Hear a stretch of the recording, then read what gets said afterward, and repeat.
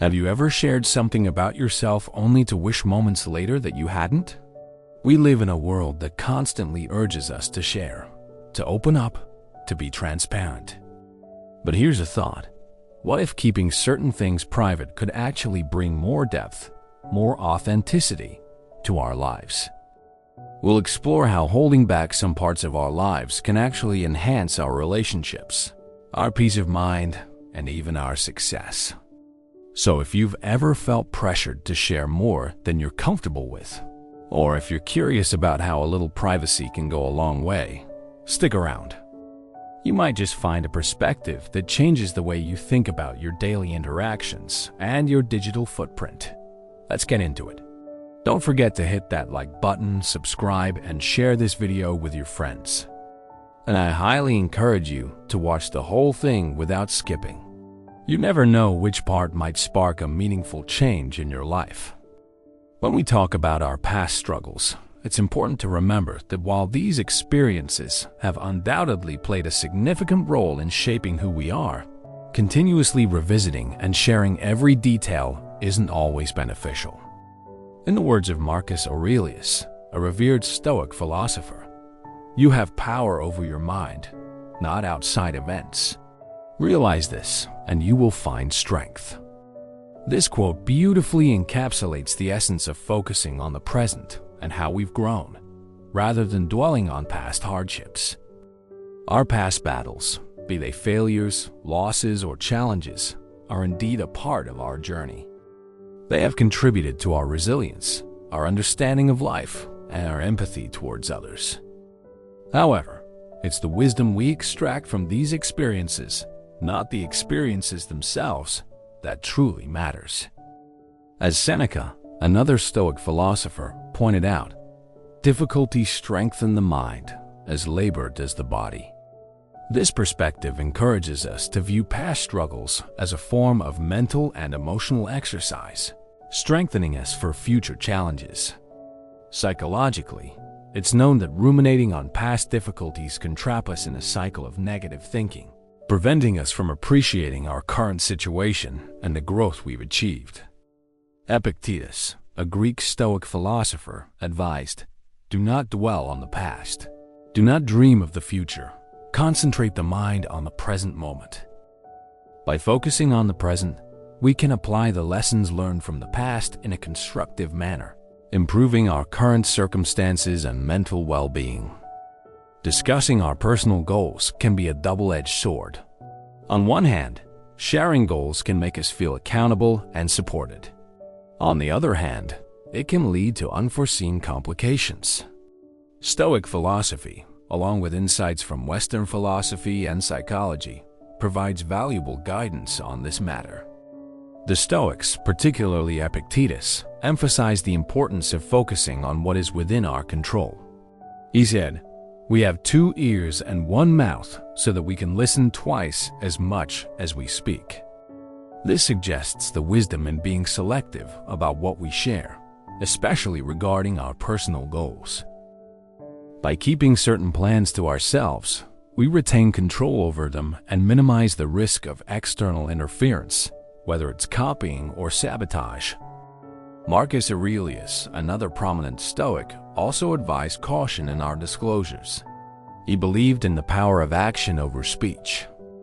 Waste no more time arguing about what a good man should be. Be one, he said. This speaks to the idea of demonstrating our goals through actions rather than just discussing them. By doing so, we let our achievements speak for themselves, surprising and inspiring others with what we have accomplished rather than what we plan to do. From a psychological perspective, Carl Jung, a Swiss psychiatrist and psychoanalyst, echoed a similar sentiment when he said, "You are what you do, not what you say you'll do." This highlights the importance of action over intention. When we share our goals too broadly, we might become overly attached to the image of our ambitions rather than the work needed to achieve them. It's a phenomenon known as social reality. Talking about our intentions gives us a premature sense of completeness. Aristotle, one of the great philosophers of the Western tradition, also had views that align with this idea. He believed in the concept of potentiality and actuality, that the true value of a thing is in what it can become, not just what it is. This applies to our goals too. By nurturing them internally and allowing them to grow through our actions, we fulfill their potential rather than just talking about them. When it comes to happiness, it's essential to understand that it's a state of being that doesn't require external validation or explanation. This concept is echoed in both Stoic philosophy and modern psychology, emphasizing that true happiness is a personal experience and its expression doesn't need justification to others. Stoicism, a philosophy that teaches the development of self-control and fortitude as a means to overcome destructive emotions, offers valuable insights on this topic. Marcus Aurelius once said, "The happiness of your life depends upon the quality of your thoughts." This statement highlights that happiness is an internal state governed by our thoughts and perceptions, rather than something that needs to be constantly displayed or proved to others. Similarly, Epictetus believed that we have control over our minds and can choose our responses to external events. He suggested that our reactions, not the events themselves, define our state of happiness. Following this line of thought, showing happiness through a simple smile or positive demeanor can be enough to influence others positively, without the need for elaborate explanations or justifications. In the realm of psychology, Carl Jung also had perspectives aligning with this idea. He once stated, "The word happiness would lose its meaning if it were not balanced by sadness." This underscores the natural balance of emotions and suggests that expressing happiness need not be an elaborate display, but a genuine reflection of one's current state of being. Moreover, Aristotle talked about the concept of eudaimonia, often translated as happiness or welfare. He proposed that true happiness comes from fulfilling one's potential and living a life of virtue.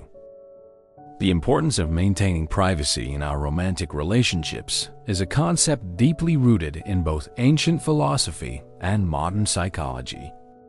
This idea revolves around the principle that certain aspects of our personal lives, particularly romantic relationships, benefit from being shielded from public scrutiny or excessive external input. Stoicism, a philosophy that values self-control and emotional resilience, offers valuable insights on this topic. Epictetus emphasized the importance of focusing on what is within our control. He advised, "Don't explain your philosophy, embody it."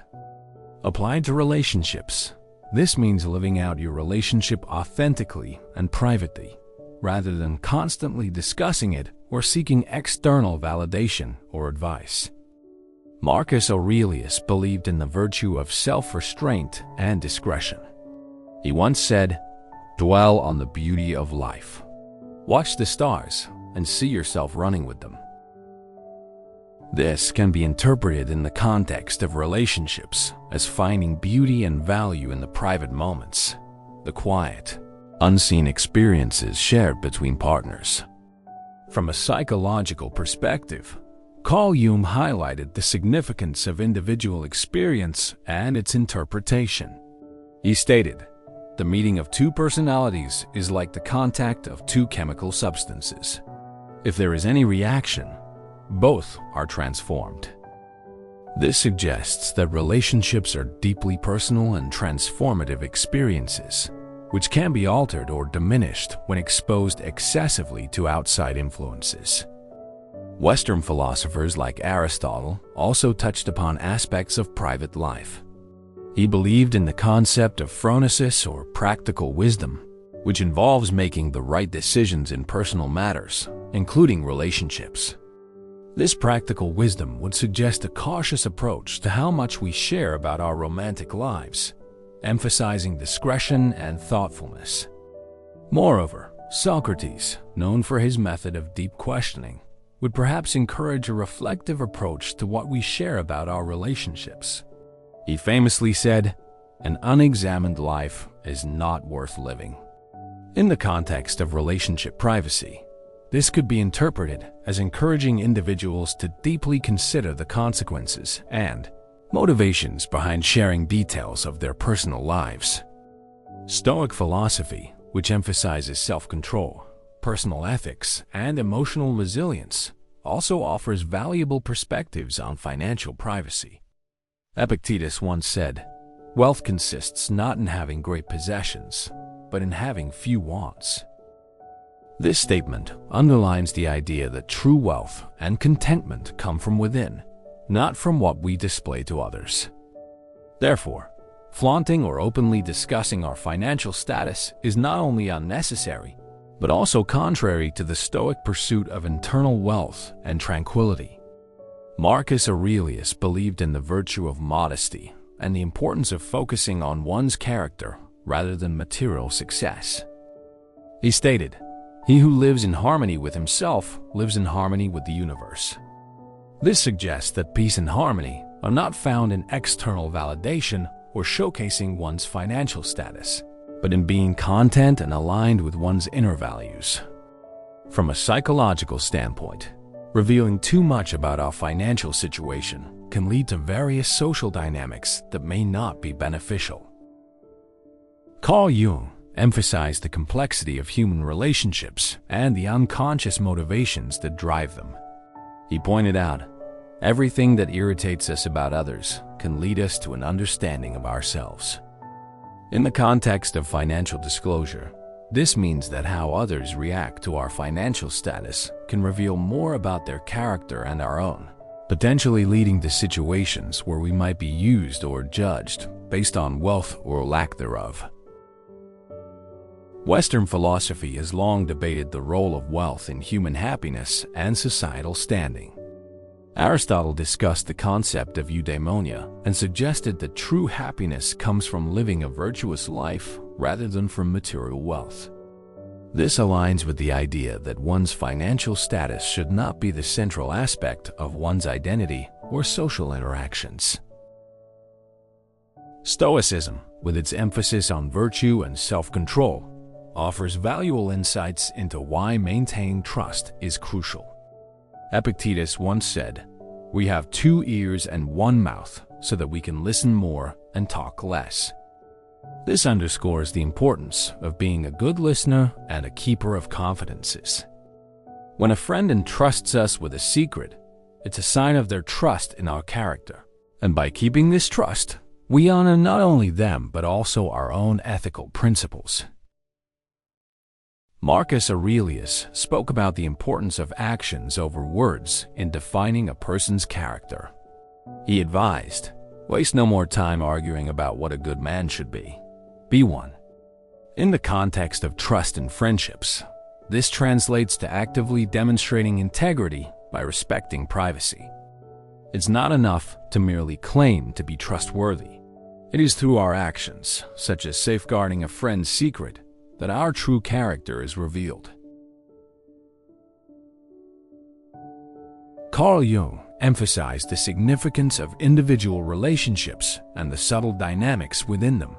He believed that the meeting of 2 personalities transforms both. In terms of trust, this suggests that every interaction in a friendship, including the handling of confidential information, contributes to the evolution of that relationship. Aristotle, in his Nicomachean Ethics, wrote extensively about friendship and virtue. He posited that one of the key aspects of true friendship is mutual goodwill and respect for each other's moral character. Keeping a friend's secret, in this regard, is an act that reinforces the bond of friendship and demonstrates respect for their privacy and autonomy. Socrates would likely argue for the importance of self-reflection in our dealings with friends. "Know thyself," he urged, reminding us to ensure our actions align with our values and principles. Upholding personal values in the face of societal pressure is a theme deeply ingrained in Stoic philosophy and Western thought. Epictetus emphasized inner freedom and autonomy, stating, "Freedom is the only worthy goal in life. It is won by disregarding things that lie beyond our control." Marcus Aurelius also championed living according to one's principles, writing, "Waste no more time arguing about what a good man should be. Be one." Aristotle's concept of eudaimonia reinforces this idea, suggesting that true fulfillment comes from living a life of virtue and authenticity. Carl Jung echoed this sentiment when he said, "The privilege of a lifetime is to become who you truly are." Socrates' dictum, "Know thyself," underscores the importance of self-awareness in living a virtuous life. As we conclude this journey through the wisdom of maintaining a balanced and authentic life, remember that the truest power lies in living a life that resonates with your inner values and beliefs. In a world constantly trying to sway us, let's be the lighthouses of our own truth, standing firm amidst the waves. If this message has struck a chord with you, I encourage you to explore further. Click on the playlist on the screen to continue delving into more insights and discussions that can empower and enlighten your path. Remember, each step taken in authenticity is a step towards a life rich with meaning and purpose. Thank you for being part of this journey with me. Stay true, stay strong, and let's continue to grow together.